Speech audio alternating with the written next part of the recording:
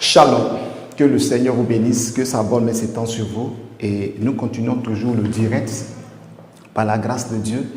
Et aujourd'hui, comme vous le constatez, le thème, les effets d'une malédiction oubliée.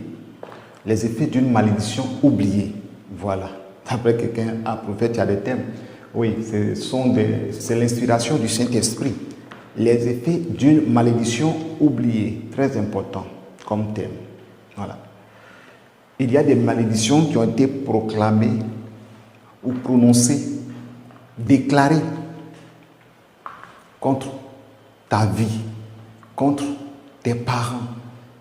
Il y a eu des choses qui ont été dites et aujourd'hui, tu vis cela. Et quand souvent nous prêchons sur la malédiction, il y a des personnes qui disent « Oh, je suis venu, il a brisé la malédiction. » Donc la malédiction sans cause n'a pas d'effet. Vous comprenez? Il y a des choses qu'on ne joue pas. Parce que on a accepté Jésus. Nous sommes une nouvelle créature. Mais nous oublions qu'il y a des paroles qui suivent l'homme. Il y a des paroles qui condamnent. Et si cela était si simple que ça, je pense que l'apôtre Paul, après la conversion, n'allait pas subir les conséquences de ses actes. Parce que c'est lui qui mettait les chrétiens en prison. Et quand il est devenu chrétien, il a été mis en prison. Celui qui faisait battre les chrétiens. Quand on tuait Étienne, il approuvait ça. C'est lui-même qui avait attrapé les habits de ceux qui lapidaient Étienne. Il approuvait. Il pensait qu'il était en train de faire quelque chose de bien. Mais quand lui aussi il est devenu chrétien, vous voyez que Paul est devenu une nouvelle créature. Mais ce qu'il a sémé, c'est retombé sur lui. Donc ce que les gens oublient, c'est que la loi de la sémence n'a rien à voir avec la conversion. Parce que c'est sa parole. La parole déclare que ce qu'un homme aura sémé, il moissonne. Tu ne veux pas s'aimer gombo et puis tu dis non, moi je veux manger aubergine. Tu ne veux pas s'aimer haricots et puis tu dis non, moi je veux manger raisin. Ce n'est pas possible. Ce que tu sèmes, c'est ce que tu moissonnes. Alléluia. Donc, bien-aimés en Christ, comprenez ce message. Parce que des gens qui automatiquement ont des versets sans comprendre, automatiquement commencent à juger. La malédiction a des effets. Si cela n'était pas le cas, pourquoi beaucoup de chrétiens continuent de souffrir? Pourquoi beaucoup de chrétiens continuent de faire la délivrance? Alors que nous avons accepté Jésus. Donc on pourrait dire que oh, j'ai accepté Jésus, maintenant ça va, je suis libre. Mais tu t'en vas te coucher. Les esprits te réclament. Tu t'en vas te coucher. Les démons te poursuivent encore. Et quand ils viennent, c'est parce qu'il y a quelque chose dans ta vie. Et sur cette chose-là, ils s'appuient pour t'attaquer. En tant que tu as Jésus, tu proclames, tu pries, tu jeûnes, tu loues, tu évangélises. Mais vous savez, la plupart de ceux qui ont beaucoup de problèmes, ce ne sont pas les païens, ce sont les chrétiens.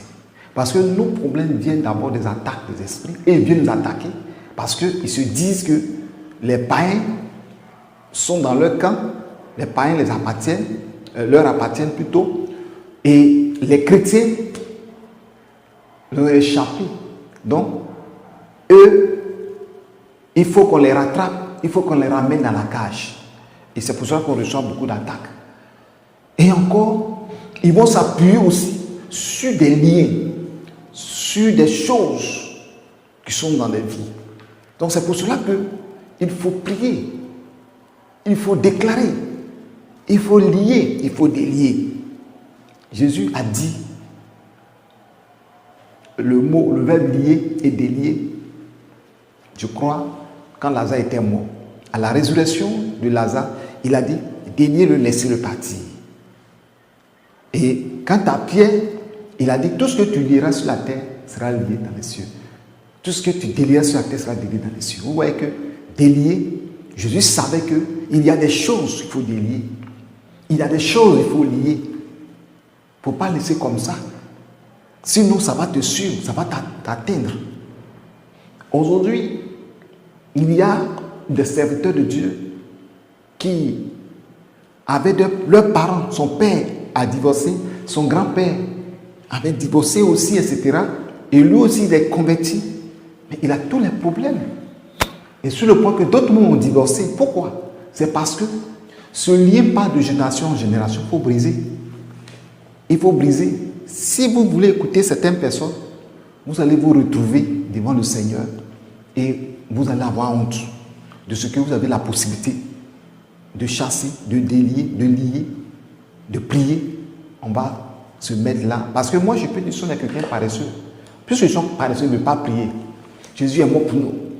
Si quelqu'un est en Christ, il est une nouvelle créature. Les choses anciennes sont passées. Voici toutes choses sont de nouvelles. C'est fini pour moi. Aujourd'hui, c'est la sainteté. Hey. Si c'était comme ça, Jésus allait venir sur la terre. Quand il est né, il allait marcher comme ça. Il dit, je suis Dieu. Je suis venu sur la terre. Je suis venu vous dire que le diable, il est vaincu. Il a été chassé.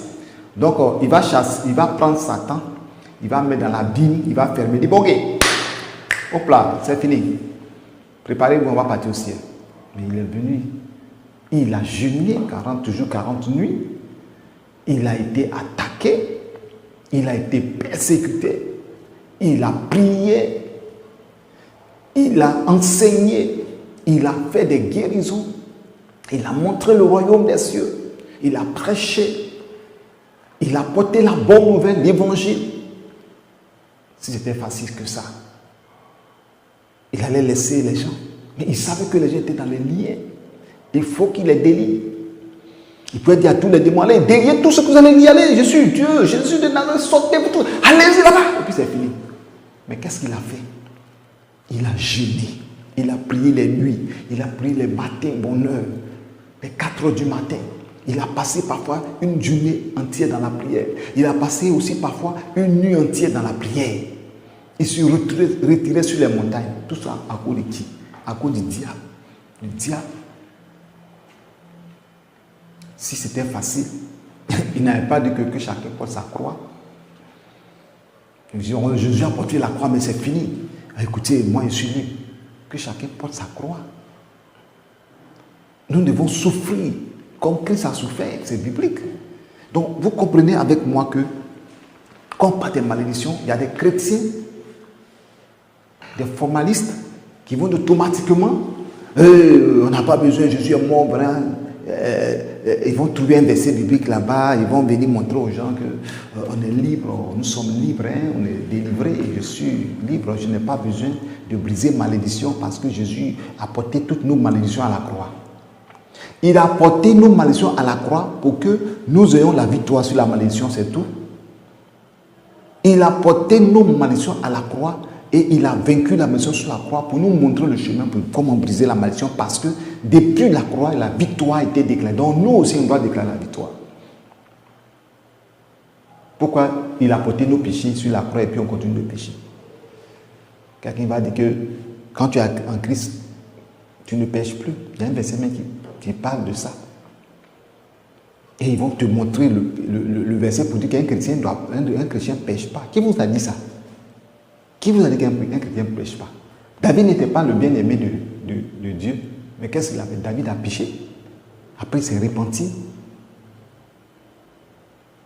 La repentance, on doit le faire.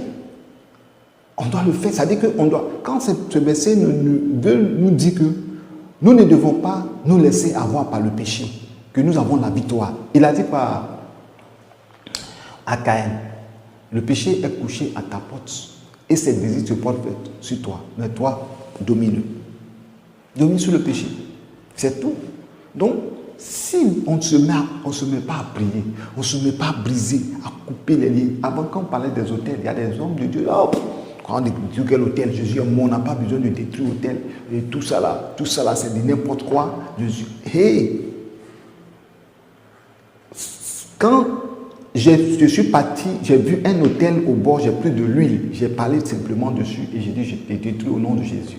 La nuit, l'esprit qui est venu se révéler à moi qui m'a dit, pourquoi tu m'as délogé?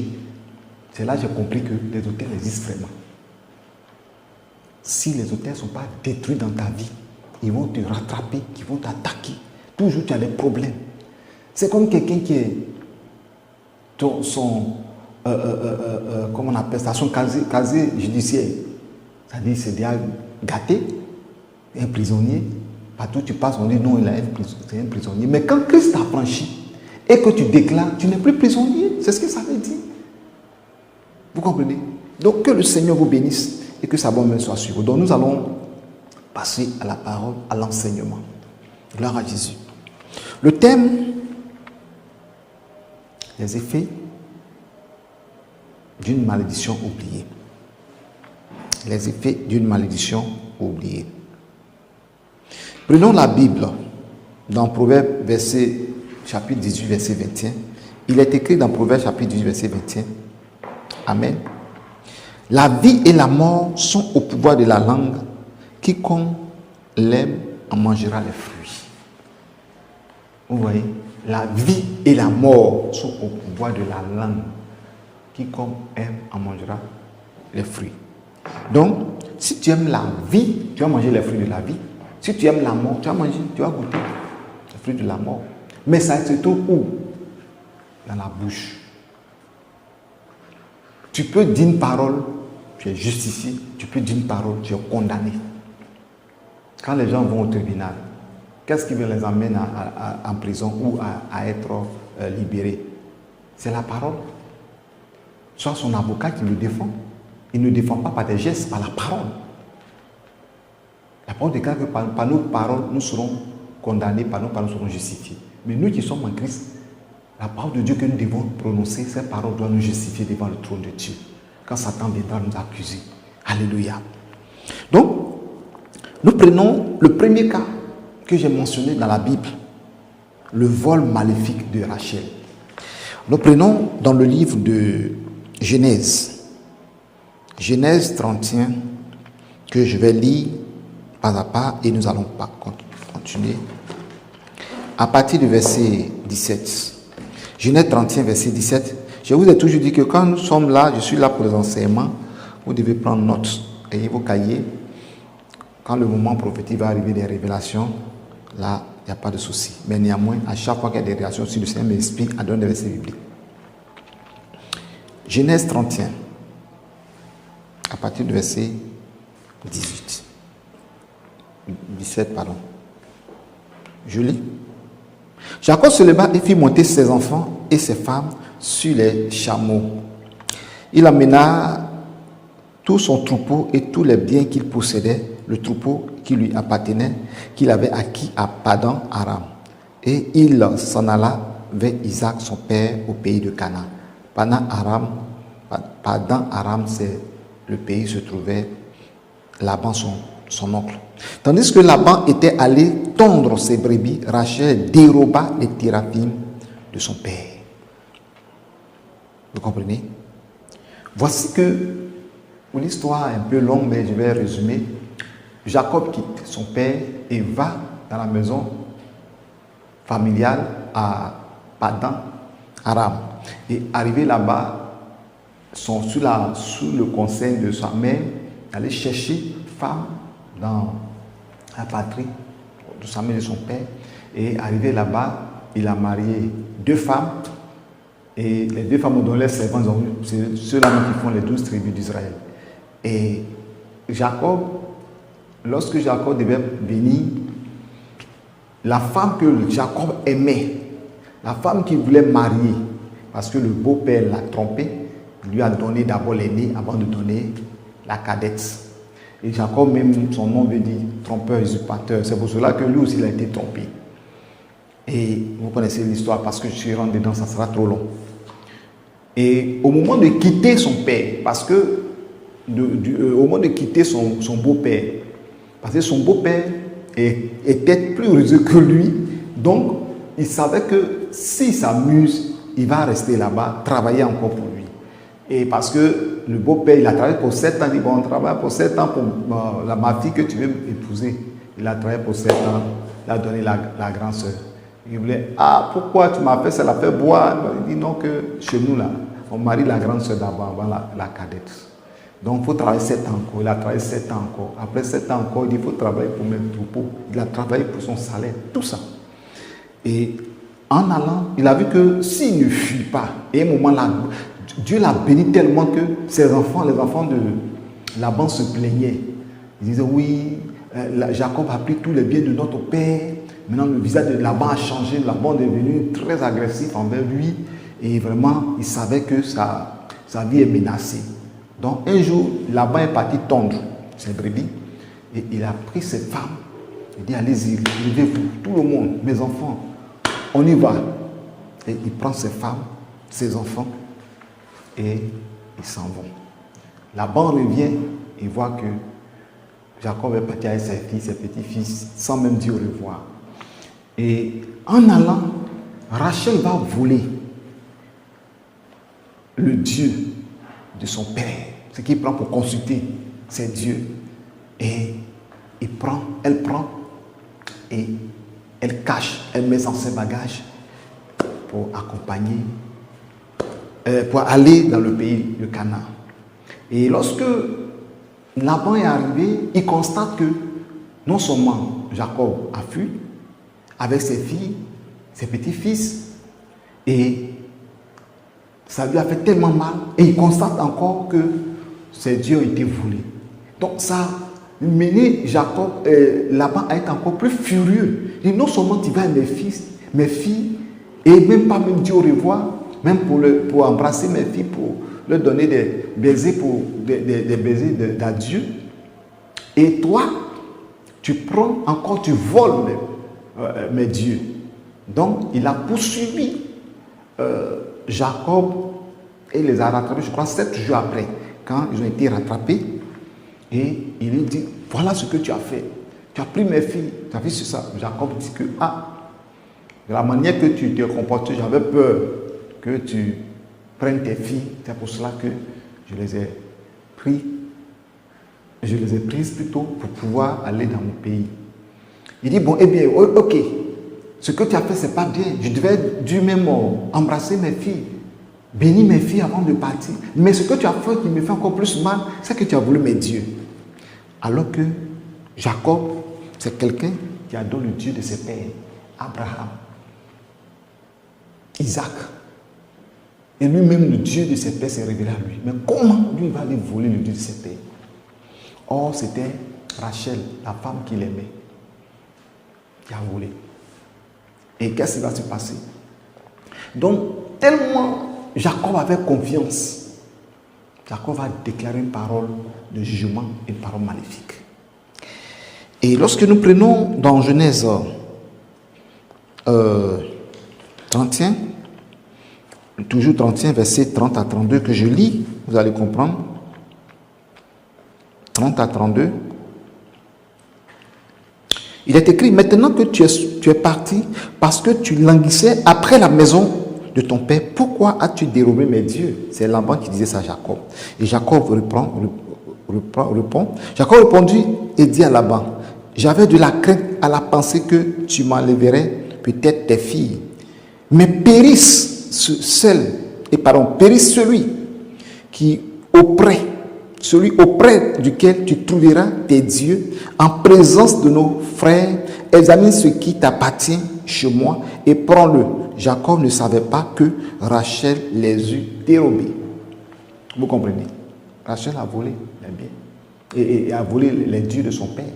Mais quelle pensée elle a eue jusqu'elle est partie voler les dieux de son père? Ça montre que Jacob, tout ce que Jacob parlait à ses filles, à ses femmes, Rachel, elle avait confiance au Dieu de ses pères qu'au Dieu de Jacob, Dieu d'Abraham, d'Isaac et de Jacob. Donc ça, je vous une parenthèse. Vous voyez qu'il y a des chrétiens dans l'église, il y a des chrétiens, malgré tout ce que Dieu fait, malgré les miracles, malgré les prodiges, il y a des chrétiens qui continuent de consulter les marabouts. Il y a des chrétiens qui continuent de jouer au loto, au jeu au hasard. Il y a des chrétiens qui continuent de faire des choses, des païens, et savent bien que c'est pour les païens. Et tellement Jacob avait confiance, il n'a même pas dit celui ou celle. Il avait confiance en ses femmes. Il ne pensait même pas que c'est sa femme qui a dérobé les dieux. À elle, tous les conseils qu'il a donnés à ses femmes, avec tous les témoignages. Et elle a eu l'audace, le courage d'aller prendre le Dieu de son père. Parce qu'elle a cru. Dans cela que nos parents ont égaré beaucoup de personnes parce que ils ont enseigné à leurs enfants le Dieu de la montagne, le Dieu des rivières, les esprits. Et il y a des parents, il y a des intellectuels aujourd'hui qui refusent même d'accepter Jésus. Il y a des intellectuels aujourd'hui qui encore sont dans ces pratiques. Pourquoi? Parce qu'ils ont cru au Dieu de leur père. Quand tu parles, avant l'arrivée des Blancs, nos parents étaient ils croyaient en Dieu, ils adoraient des génies, ils parlaient à la terre, ils parlaient au Dieu du ciel. Mais c'est quel Dieu?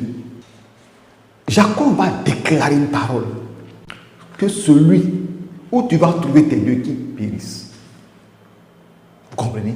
C'est lancer la malédiction parce qu'il avait confiance. Et le monsieur va chercher. Il rentre dans la maison de Léa, la première épouse de Jacob. Il ne trouve rien. Il rentre dans la maison de Jacob. Il fouille partout, il ne trouve rien. Et il va vers Rachel. Et Rachel va faire quoi? Rachel va prendre le Dieu de son père, les esprits, l'autel. Elle va mettre l'autel sur le chameau et elle s'assoit sur le chameau. Sur l'autel, elle est assise sur le chameau, mais en bas d'elle, entre le chameau et elle, au milieu, elle a mis entre ses jambes l'autel de son père. Et quand son père s'est approché pour fouiller, elle ne descendait pas du chameau. Et son père lui a dit, descends, je vais te fouiller. Elle dit, non papa, ne fais pas ça. Et mon Seigneur, ne fais pas ça. Parce que j'ai ce que toutes les femmes ont. Automatiquement, son père a laissé parce qu'elle dit qu'elle était en menstruée. Donc, si elle se lève à cause du sang, elle ne peut pas se lever. Vous voyez que le vol a mené Rachel à mentir. Et elle ment, mais elle était assise sur l'autel de son père. Elle était assise sur les esprits. Et lorsque nous lisons dans la Bible, pour ne pas être trop long, vous allez voir dans Genèse 35, versets 9 à 19, 35, 9 à 19, après cela, elle va tomber enceinte. Et elle a eu un accouchement difficile. Et pendant l'accouchement, Rachel meurt. Elle donne Ben-Oni comme enfant, le nom de l'enfant. Et Jacob change le nom, dans le nom de Benjamin. Rachel a fait deux fils, Joseph et puis Benjamin. Vous comprenez? Donc, qu'est-ce que le Seigneur veut nous enseigner par là? Qu'est-ce qui a tué Rachel? C'est l'autel qui l'a tué. C'est la malédiction qui l'a tué. C'est la malédiction que son mari a prononcée qui l'a tué. Vous ne savez pas ça? On peut dire que c'est son mari qui l'a tué dans l'ignorance sans le savoir. Parce qu'il a cru à sa femme. Il a maudit sa femme sans le savoir. Périt celui que tu vas trouver. Il était dans tous ses états, dans toute colère. Il ne peut pas imaginer que sa femme était une voleuse.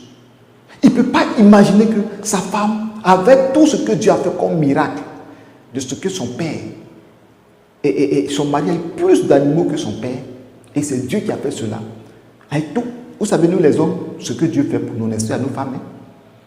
Jacob va expliquer comment, en venant, il a vu l'échelle qui est descendue du ciel, où les anges sont descendus, remontés, descendus, il a vu Dieu. Et il a bâti un hôtel. Jacob va parler tout ce que son père a rencontré, Abraham a rencontré. Mais tout ce que Jacob a dit, Rachel avait sa confiance au Dieu de son père. J'ai dit à nos sœurs, n'ayons pas ces pensées. Tu vis avec un homme, sois sincère, sois clair, sois propre. C'est pour cela qu'aujourd'hui, vous allez voir que certaines sœurs, après quelques années de mariage, elles divorcent. Pourquoi? Parce que tu as caché quelque chose que tu n'oses même pas dire à ton mari. Et ça peut faire 10 ans, 15 ans, 20 ans. Vous êtes ensemble. 25 ans, vous êtes ensemble.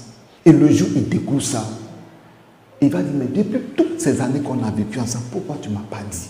Il y a des hommes, quand c'est comme ça, Ils n'ont plus confiance en toi. Et même, ça peut aboutir au divorce. Moi, j'ai vu quelque chose. Un couple sur Internet, je vois, ils ont fait plus de 60 ans de mariage. Or, les enfants ne sont pas les enfants du monsieur. Ils avaient 85 ans là-bas. Et quand le monsieur partait au travail, il y a quelqu'un qui venait coucher avec sa femme et ils ont eu des enfants. Donc le monsieur doutait, mais il n'avait pas les preuves. Il n'avait pas les preuves, mais il a accepté comme ça, les enfants ont grandi, eux aussi ils ont fait des enfants, il a des petits-fils. Et le jour où il a découvert que les enfants n'étaient pas pour lui, je crois qu'il y a une fille, un homme et deux femmes, parce qu'ils étaient déjà grands, puisqu'il avait 85 ans là-bas. Il est parti au tribunal, il a divorcé. Il a divorcé. Vous savez, ce côté-là, les Blancs, eux, ils ne jouent pas. Ils ne sont pas comme les Africains, ils vont dire non, laisse tomber. En Ani, on dit yaki, ça veut dire quoi? Il faut laisser tomber, ça peut arriver à tout le monde. Les Blancs, ils sont catégoriques sur ces choses-là. Quelqu'un va dire non, ça ne fait plus, tu as vu, c'était fini, tu es déjà vieux, elle est vieille, tu vas la laisser. Hey, les Blancs ne sont pas dans ça. Il a divorcé. Vous comprenez? Vous comprenez ce que ça fait? Et je bénis le nom de Dieu de ce que ce jour-là, les fétiches n'ont pas été retrouvés chez Rachel.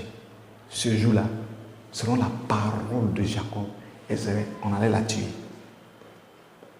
Jacob allait pleurer, ça nous fait mal, mais c'est lui-même qui a déclaré que qu'on tue celui sur qui on a trouvé les fétiches. On n'a pas trouvé. Mais cette malédiction l'a suivi. Mais vous savez, la femme accouche par la voie basse. Et elle a mis les autels entre ses jambes. Les esprits ont eu possession de ses entrailles.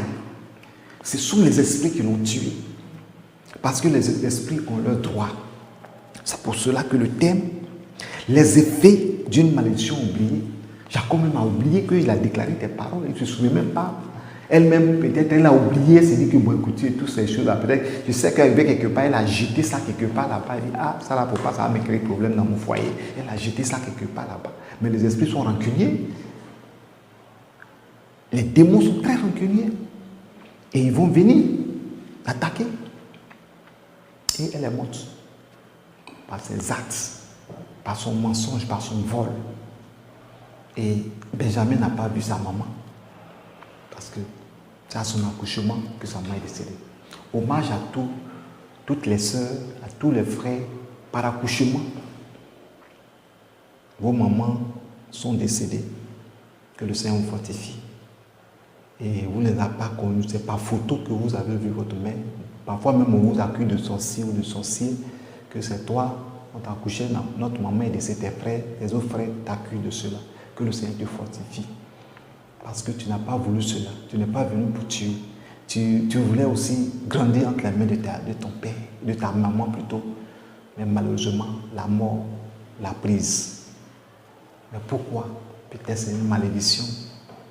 C'est une maladie. Quelque chose comme ça. Que le Seigneur vous fortifie. C'est pour ça que je dis à toutes les mamans, à tous les hommes qui s'occupent des enfants orphelins de mère par accouchement, traitez-les avec amour. Parce que c'est douloureux de naître sans voir ta mère. Très douloureux sans voir ta mère parce que les autres sont avec leur mère. Toi, tu n'as pas connu. D'autres aussi, très petits, à 1 an, à 2 ans, la maman est décédée. Que le Seigneur vous fortifie. Le Seigneur, la parole de Dieu dit que notre Dieu est le Père des orphelins et des veuves. Porte tes regards vers le Seigneur. Il est ton Père, il est ta mère, il est tout pour toi. L'amour de Dieu est au-dessus de tout. L'amour de Dieu est au-dessus de l'amour de ton Père et de ta mère. C'est pourquoi au-dessus de la nature, au-dessus des rois, ce cantique-là est un cantique très fort. Alléluia. Donc, bien-aimés en Christ, la malédiction oubliée, cela a été déclaré encore. Nous avons vu ça encore Josué. Quand nous prenons dans le livre de Josué chapitre 6, quand Jéricho a été foudroyé, les murailles sont tombées, que les enfants d'Israël ont eu la victoire. Josué va prononcer une malédiction sur la ville. C'est ce que nous allons voir dans le livre de Josué, chapitre 6, verset 26. Ce fut alors que Josué jura en disant: maudit soit devant l'Éternel l'homme qui s'élèvera pour rebâtir cette ville de Jéricho. Il en jettera les fondements au prix de son premier-né et il en posera les portes au prix de son plus jeune fils. Amen. Vous voyez. Et Josué aussi a déclaré, il dit: celui qui va rebâtir Jéricho, les murailles de Jéricho, quand il va commencer cela, que son premier fils meurt. Amen. Il dit quoi? Il jettera les fondements au prix de son premier fils. Quand il va poser les portes, que ton dernier fils, son cadet, meurt également. Et lorsque nous lisons dans 1 Roi, chapitre 16, verset 34, vous allez voir l'accomplissement de la malédiction qui a été prononcée sur Jéricho. 1 Roi 16, le verset 34. De son temps, Hiel de Béthel bâtit Jéricho. Il en jeta les fondements au prix d'Abiram, son premier-né, et il en posa les portes au prix de Ségub, son plus jeune fils, selon la parole que l'Éternel avait dite par Josué, fils de Nun. Vous voyez, c'est une malédiction oubliée. Lui, il a déclaré. Peut-être, il n'a pas entendu. Ou soit il a entendu, il a minimisé. Ou soit il a oublié. Et ou soit il a défié le Dieu de Josué. Et il a commencé à bâtir. Quand il a posé les fondements pour dire rebâtissons Jéricho, automatiquement, parce que Dieu veut que le témoignage reste, mais lui, il voulait effacer le témoignage pour rebâtir. Parce que quand les gens arrivent, mais la grande ville qui a été croulée, qui a été tombée, et le témoin, c'est pas, les enfants de l'air venaient. Dieu a fait tomber les murailles et Jéricho est vaincu. Mais lui, il voulait rebâtir pour effacer le témoignage. Non. Dieu dit celui qui fait ça. Josué a déclaré, et son premier fils est mort. Il a continué. Le jour où il voulait bâtir les fondements et mettre les portes, son dernier fils est mort. Ça l'a découragé. Vous comprenez? Une malédiction oubliée. Jésus a proclamé. Bien-aimé en Christ, à vous qui recevez ce message, sachez bien qu'il y a des malédictions qui ont été prononcées dans le secret, sans que toi-même tu entendes et que tu saches. Et ta vie, tu ne sais pas pourquoi ta vie est comme ça. Mais quelqu'un t'a maudit. Et cette malédiction a une cause. Parce que quand tu étais enfant, peut-être tu as violé. Ou peut-être même tu as volé quelque chose.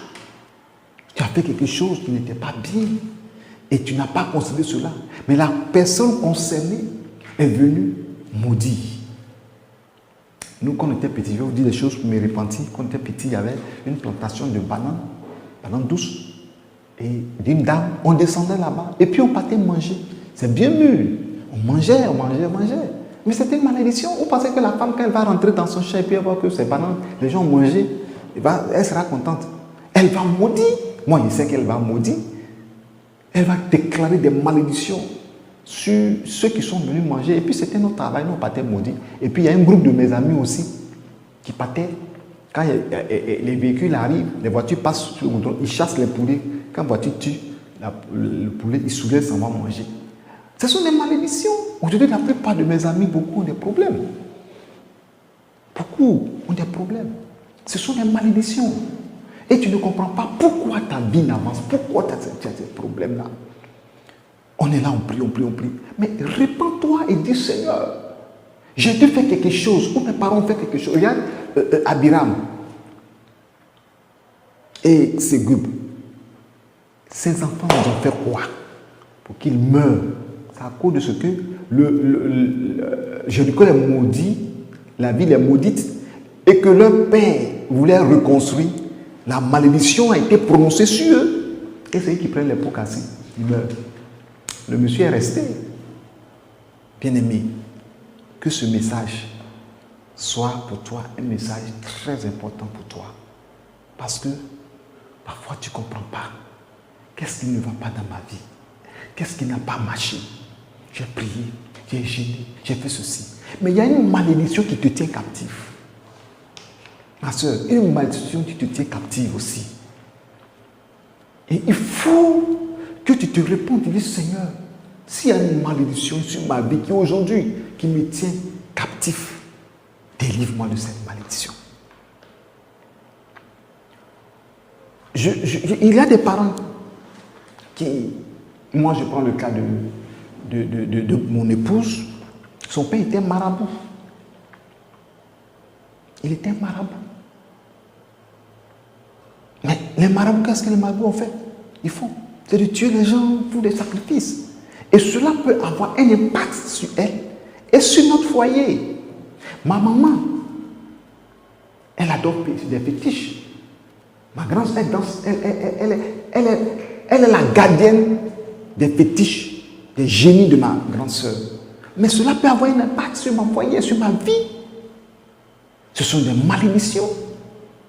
Parce que nous avons mangé à la table des démons. Jésus a dit, vous ne pouvez pas manger à la table du Seigneur et manger à la table des démons. Nous avons autrefois mangé à la table des démons. Et puis on se dit, oh, on a converti aujourd'hui, c'est fini. Christ nous a franchi, nous sommes réellement libres. Mais l'autel qui est dans ton ventre là, la nourriture que tu as mangée qui constitue un autel dans ton ventre là, comment tu as détruit ça? Comment tu as brisé? Aujourd'hui, il y a des chrétiens qui sont malades, qui ont des choses dans leur corps. Et ils ont accepté Jésus, ils invoquent Jésus, Seigneur, je te rends grâce, je t'ai accepté. Mais pourquoi les esprits ont encore la main mise sur leur vie? Pourquoi les sorciers continuent de les traquer, de les faire souffrir? C'est quelque part, il y a une malédiction quelque part, une déclaration quelque part, une porte ouverte dans leur vie. Je vous dis, après la conversion, certaines choses, c'est moins.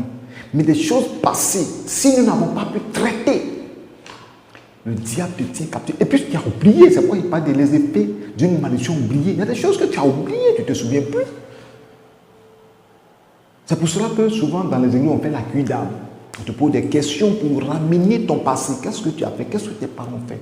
Et c'est sur ça qu'on s'appuie aussi pour prier. Mais si tu ne te souviens pas de toutes ces choses, pleure devant le Seigneur et dis Seigneur, délivre-moi de toute malédiction oubliée. Tu es un enfant et il y a une femme qui se lave, tu t'en regardé la nudité d'une femme. Un monsieur en train de pisser, tu t'en regardé. Mais c'est une malédiction. La femme qui a su que tu l'as regardé va te maudire. De la manière que tu m'as vu nu, que ta vie, ton devant soit noir, toi qui ne vas jamais te marier. Toi, quand tu as regardé, tu dis, c'est qui ça? Tu as couru, tu es parti. Qu'est-ce qui a été prononcé derrière toi? Tu as entendu? Tu as entendu ce qui a été dit?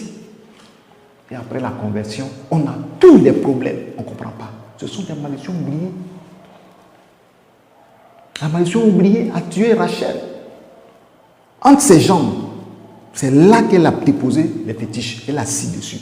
Mais les esprits ont eu contact avec sa partie intime. C'est pour ça qu'à l'accouchement, elle est morte. Il y a des choses que tant que Dieu n'a pas ouvert ton esprit, tu ne peux pas comprendre. Tant que Dieu n'a pas ouvert ta pensée, tu ne peux même pas comprendre. C'est ça, nous les prophètes, Dieu nous a donné cette grâce de révéler des choses cachées. Bien-aimé, revois ta position. Ma soeur, tu n'arrives pas à te marier. Revois ta position. Est-ce que ta marade ne t'a pas maudit? Est-ce que ta marade, quand tu étais enfant, à cause de la jalousie, t'a pas maudit parce que ta maman a fait quelque chose? Elle est dans ses droits. Et au lieu de maudire ta maman, c'est toi qu'elle a maudit. Bien-aimé, il faut qu'on crie devant le Seigneur. Il faut que tout soit annulé. Parce que la malédiction qu'on prononce a effet. Je dis, oui, la malédiction sans qu'on n'a pas d'effet. La malédiction sans qu'on n'a pas d'effet. Oui, quelqu'un peut dire que oui, tu es maudit. Non, parce qu'il n'y a pas de cause. Et ce qui a été oublié, que tu ne sais même pas que tu as été maudit. Moi, je me souviens une année, quand chaque fois je me souviens de ça, ça me fait très mal. Mais je sais que Dieu m'a pardonné. Nous étions petits, nous sommes partis manger, j'étais élève, je crois en cas de 5e ou 6e par là. Et on avait un système là, quand on mange, on ne paye pas. La nuit, c'est un ami qui nous a montré ça. Et ils appelaient ça Wachura. Wachura, ça veut dire qu'il a fui. C'est une expression. Et quand tu manges, pour ceux qui ont fait Hara, l'endroit, je ne sais pas si ça existe encore, je ne pense pas. C'est là que toutes les femmes préparent, ils les aident à manger plusieurs nourritures. On appelle ça Aoussingouan, c'est-à-dire que le marché des orphelins. Il y a même, c'est une malédiction. Et on mange, quand tu viens de manger, tu es assis là. Jusqu'à la femme t'oublie. Et puis tu marches. Doucement, doucement, doucement, tu fuis.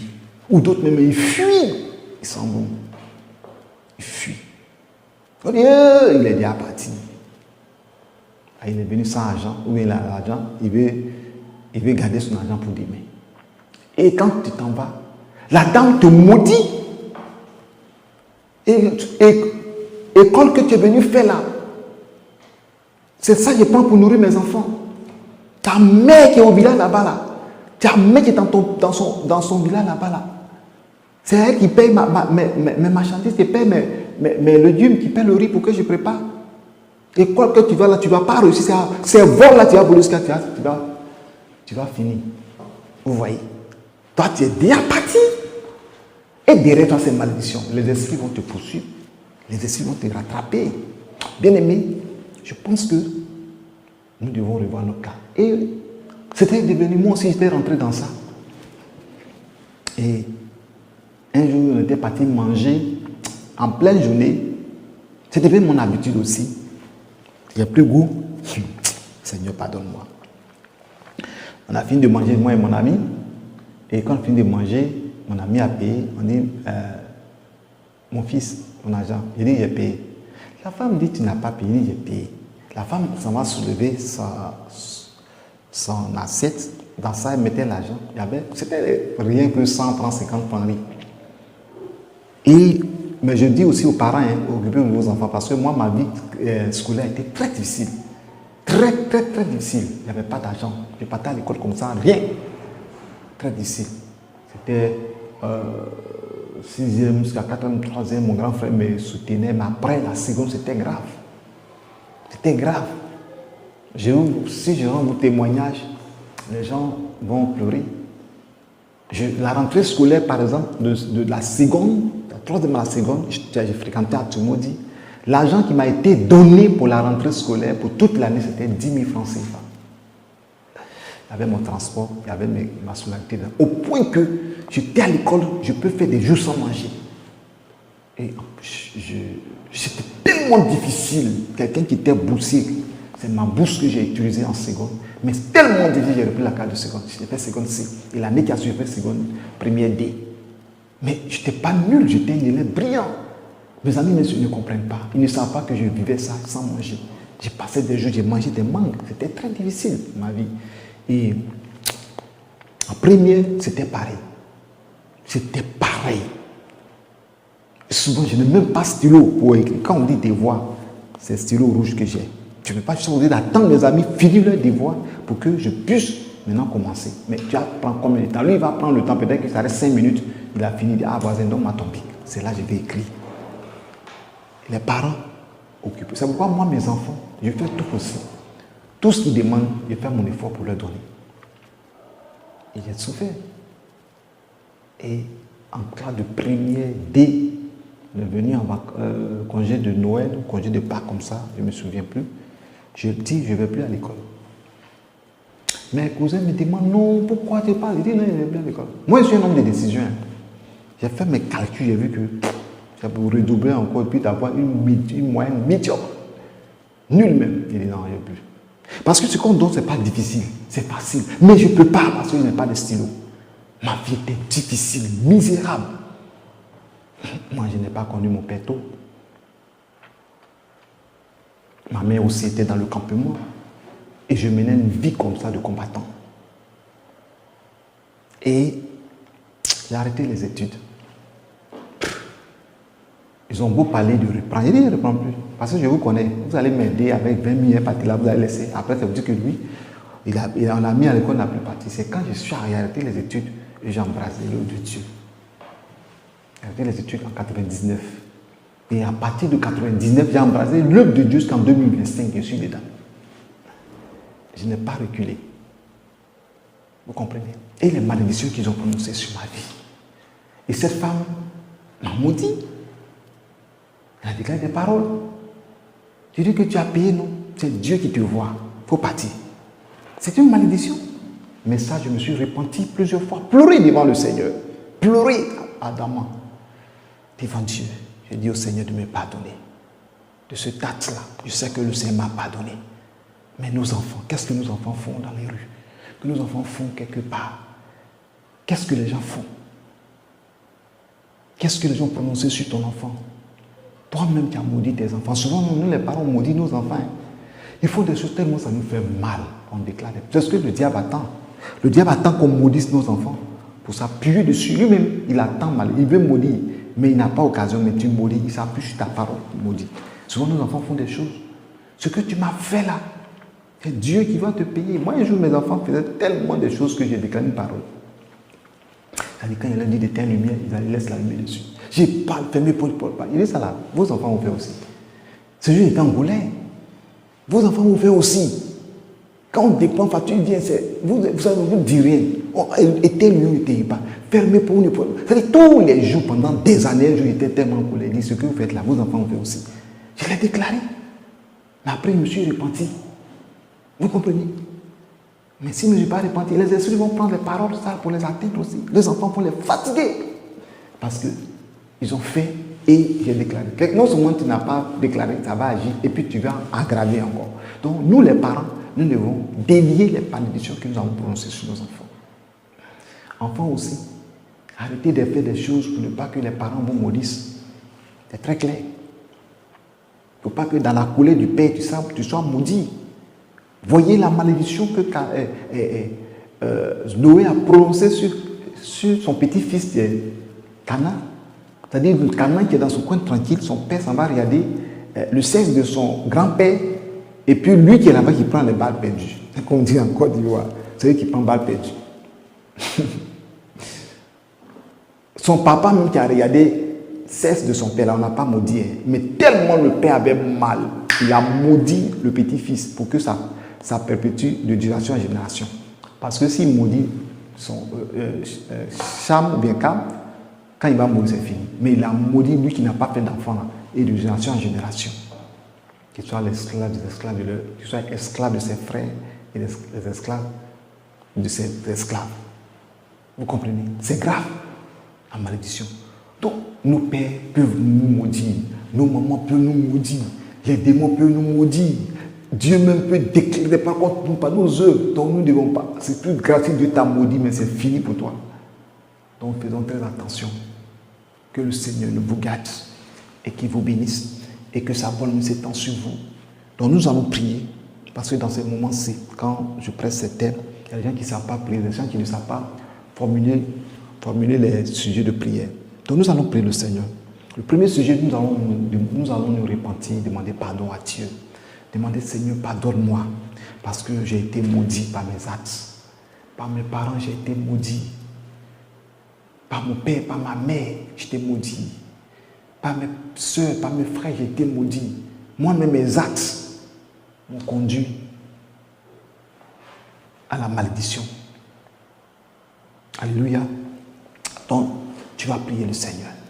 Tu vas dire, Seigneur, pardonne-moi. Tu pardonnes-moi de mes péchés. Pardonne-moi de tout ce que j'ai fait qui ne t'a pas glorifié.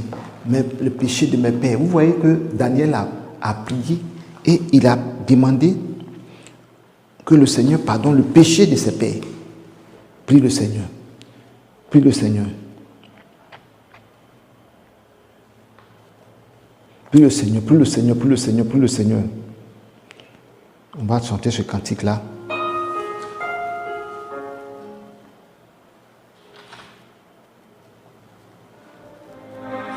Prie le Seigneur, prie le Seigneur.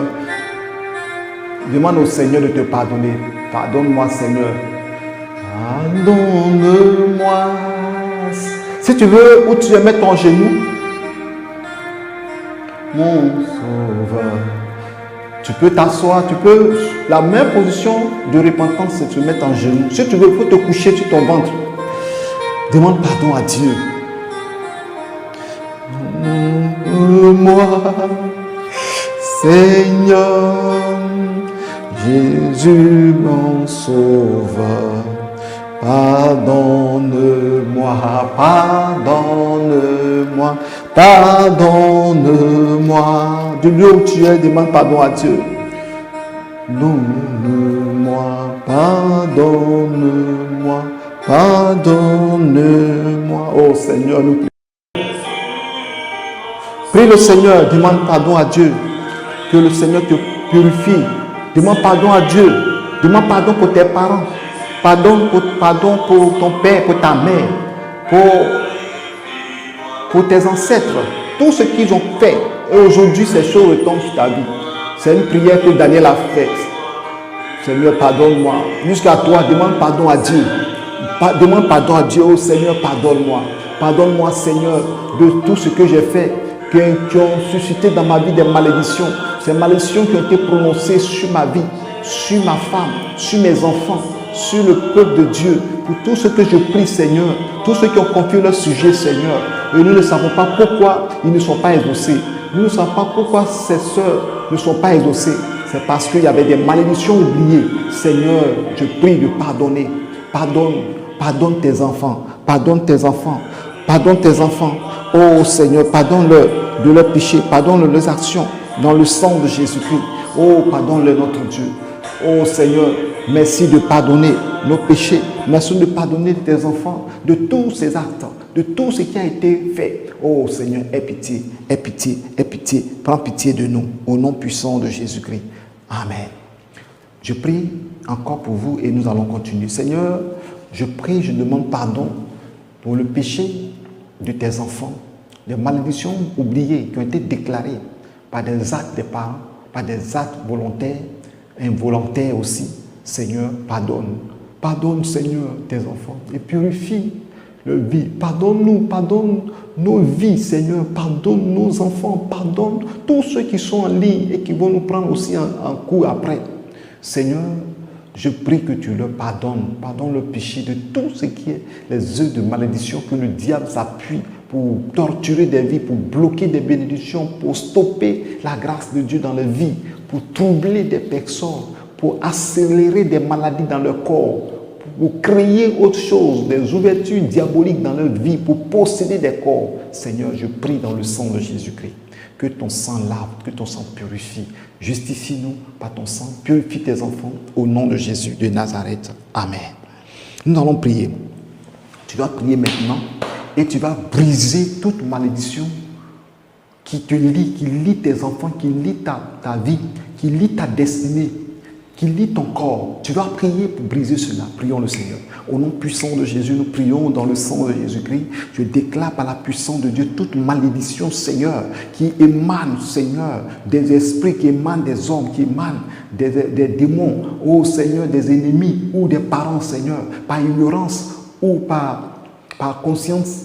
Oh Seigneur, je prie notre Dieu par conscience volontaire. Je brise toutes ces malédictions au nom de Jésus sur ma vie, sur mes enfants, sur mon épouse, sur tous ceux qui écoutent ce message. Je brise la malédiction sur leur vie au nom de Jésus-Christ. Que la malédiction soit brisée maintenant. Que le joug de la malédiction soit brisé au nom de Jésus-Christ. La malédiction oubliée, la malédiction déclarée soit brise dans le nom de Jésus. Seigneur, je sais que c'est toi qui brises toutes ces malédictions et tu libères des vies dans le nom précieux de Jésus-Christ. Prie, continue de prier, continue de prier. Si tu te souviens de ce que tu as fait, demande pardon à Dieu. S'il y a une malédiction qui est venue dans ton esprit au moment que je suis en train de prêcher, s'il y a quelque chose qui est venu depuis longtemps, qui est venu dans ton esprit, c'est que quelque part, il y a une malédiction qui est liée à ça. Et tu pries pour briser, et tu pries pour briser, et tu pries pour briser. Brise cela, et détruis cela au nom puissant de Jésus. Brise cela au nom puissant de Jésus-Christ.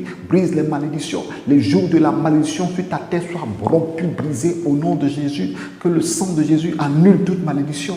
Que la puissance de Dieu brise. Le marteau de Dieu brise la malédiction. Le joug de la malédiction sur vos vies soit rompu. Les chaînes de la malédiction soient brisées au nom de Jésus-Christ. Les chaînes des liens de la malédiction soient rompues au nom de Jésus. Sur ta vie maintenant, du lieu où tu es, dans l'endroit où tu te trouves. Que la puissance de Dieu te libère au nom de Jésus-Christ. Et que la maladie qui est liée à la malédiction soit brisée au nom de Jésus-Christ. Que la pauvreté, des échecs qui sont liés à des malédictions prononcées par des démons, prononcées par des sorciers, prononcées par des hommes méchants, que tout soit brisé au nom de Jésus-Christ. Les liens de la mort, les liens du séjour des morts qui ont environné des vies soient brisés, détruits dans le sang de Jésus-Christ. Que la puissance de Dieu soit sur ta vie maintenant, sur ta maison, sur ton corps. Que le joug de la malédiction qui est sur ton cou soit brisé au nom de Jésus-Christ.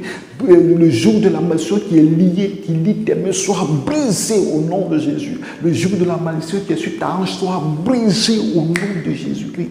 Le joug de la malédiction qui est sur tes pieds soit brisé au nom de Jésus. La malédiction de l'esclavage sur ta vie, la malédiction de l'échec, la malédiction de la maladie, la malédiction de troubles au nom de Jésus, la malédiction de la pauvreté, je brise cela sur nos têtes, sur nos vies, au nom puissant de Jésus. Je le déclare maintenant par la puissance du sang de l'agneau au nom de Jésus. Nous sommes exaucés au nom de Jésus. La Bible déclare que tout ce que vous lierez sur la terre sera délié dans les cieux. C'est pourquoi tu vas prier maintenant et tu vas délier toute ma parole qui lie ta vie.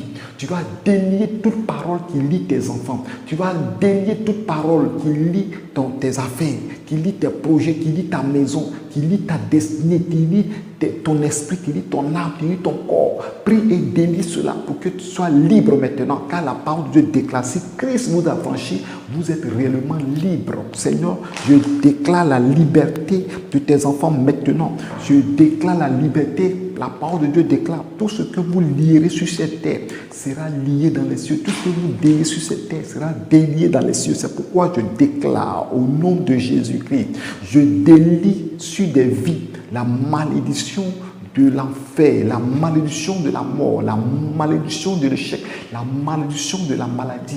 Je délie cela au nom de Jésus-Christ, afin que tous ces esprits liés à ces malédictions, je les lie tous au nom de Jésus, et que l'ange Gabriel, l'ange Michel, plutôt les projette à l'enfer, dans l'abîme pour toujours, dans le sang précieux de Jésus. Prie le Seigneur. Je t'ai donné comment prier, je t'ai montré comment prier. Délie dans ta vie les malédictions qui t'ont mis en retard, des malédictions qui t'ont mis dans l'échec, dans les malédictions de maladie, des malédictions de pauvreté, dans les malédictions de troubles, la malédiction d'échec, toute malédiction de la mort, de la souffrance, de toutes ces malédictions. Détruis-les, délie-les, que tu sois délié, comme Jésus a dit, déliez-les et laissez-le, laissez-le aller, que tout ce qui te lie, tout ce qui lie des vies soit délié par les bandes se délient, les chaînes se délient, les liens se brisent dans le nom de Jésus-Christ. Seigneur, merci pour la grâce que tu accordes. Merci Seigneur. Nous allons prier maintenant, nous allons invoquer le sang de Jésus. Le sang de Jésus dans ta vie, le sang de Jésus dans ton cœur, le sang de Jésus dans ta maison. Prie le Seigneur. Seigneur, je prie notre Dieu et j'invoque le sang. Rien que le sang de Jésus, le sang de la nouvelle alliance, le sang expiatoire, le sang qui justifie, soit sur des vies au nom de Jésus-Christ. Seigneur, merci parce que nous sommes purifiés par le sang. La Bible déclare qu'à cause de ton alliance scellée par le sang, je délivre tes captifs dans la force où il n'y a point d'eau. Seigneur, selon la parole de Zacharie chapitre 9, verset 11, que le sang de l'alliance libère tes enfants de la malédiction, de lien de la malédiction et de l'échec au nom de Jésus-Christ. Merci Seigneur. Nous allons prier le Seigneur. Tu vas prier si quelqu'un t'a maudit dans le secret, que tu n'as pas entendu, que cette malédiction s'annule aujourd'hui même sur ta vie, sur nos vies, sur ta vie, au nom de Jésus. Tous ceux qui t'ont maudit dans le secret, tu annules tout aujourd'hui et tu ne parles plus de malédiction sur ta vie. Et celui qui va te maudire, qu'il soit maudit, celui qui va te bénir, qu'il soit béni. C'est pour cela que Dieu même a dit à Abraham que celui qui te maudit soit maudit. Parce que la malédiction va de génération en génération.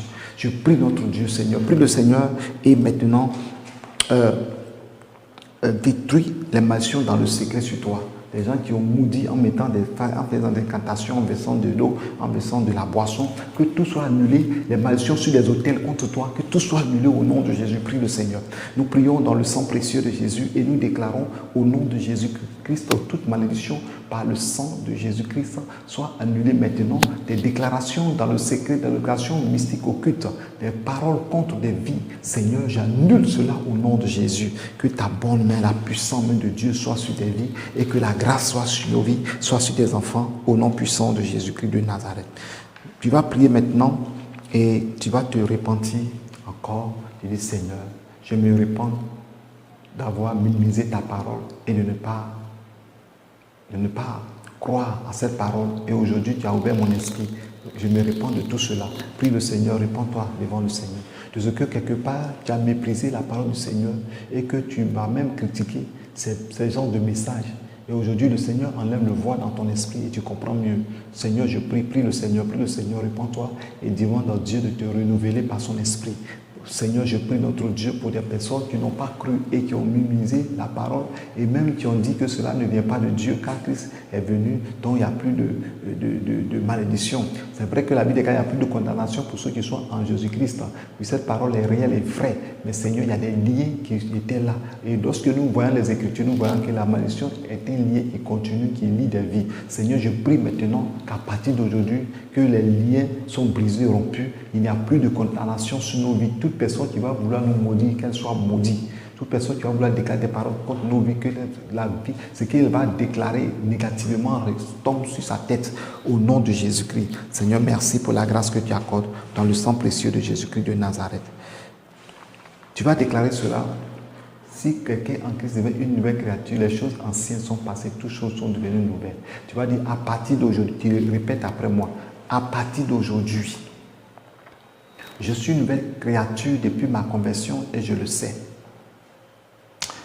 Toutes les malédictions qui étaient prononcées sur ma vie sont brisées. Et le Seigneur me renouvelle de nouveau. Le Seigneur me renouvelle de nouveau. Répète toutes ces paroles. Qu'à partir d'aujourd'hui, mon esprit est libre. Je ne suis plus sous le joug de la malédiction au nom de Jésus. J'ai la victoire dans le sang de Jésus. Et le Seigneur me donne la victoire sur mes ennemis dans le sang de Jésus. Celui qui me maudit soit maudit. Celui qui me bénit soit béni. Au nom de Jésus que j'ai prié. Dis Amen. Alléluia. Lève les mains vers les cieux, je vais prier pour toi. Seigneur, nous te disons merci, nous te rendons grâce parce que nous sommes libres aujourd'hui. Et qu'à partir de ces sujets de prière, à partir de cet enseignement, montre à tes enfants que tu les as exaucés. Et que tu ouvres des portes, tu guéris ceux qui se sont liés sur le joug de la malédiction, de la maladie. Bénis ceux qui ont été liés sur le joug de la pauvreté. Délivre ceux qui sont liés sur le joug des blocages. Et que Seigneur, ta grâce soit sur la vie de tes enfants. Que soit le joug, les liens de la malédiction, Seigneur, que des vies soient libérées, qu'à partir d'aujourd'hui, qu'il y ait la liberté totale. Au nom de Jésus. Amen. Que le Seigneur vous bénisse. Que sa bonne main soit sur vous. Demain, il y a le culte. Donc, nous allons nous arrêter là pour aujourd'hui. Et nous allons continuer demain. Donc, tous ceux qui veulent soutenir l'œuvre, voici les contacts. Tous ceux qui veulent apporter pour que l'œuvre puisse avancer, c'est les contacts. Bon, ceux qui sont en audio, je vous donne le numéro. Parce qu'il y a des gens qui vont écouter en audio.